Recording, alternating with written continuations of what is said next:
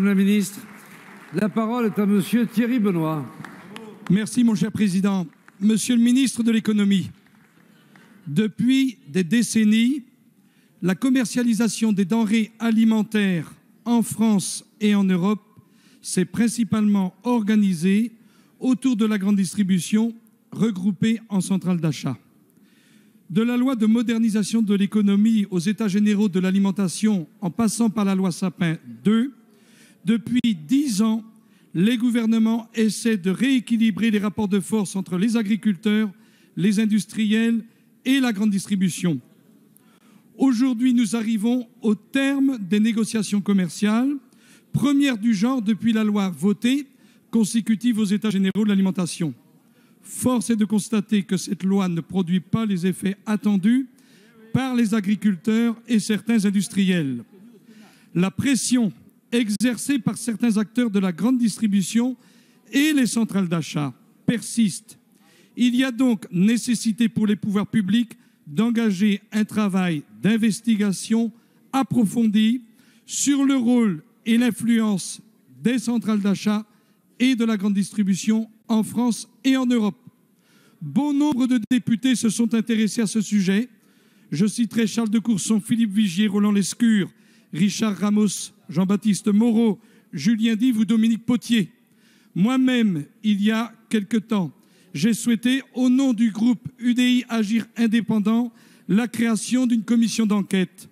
Monsieur le ministre de l'économie, quelle action comptez-vous mettre en œuvre afin de mieux partager les marges et la valeur créée par les agriculteurs, afin de mieux leur permettre d'avoir un meilleur revenu, mais aussi comptez-vous sanctionner réellement les abus de dépendance économique?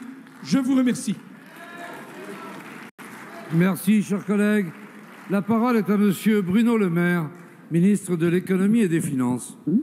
Oui, monsieur le président, monsieur le député Thierry Benoît, je connais votre attachement au monde agricole. Et c'est autant le ministre de l'économie qui va vous répondre que l'ancien ministre de l'Agriculture.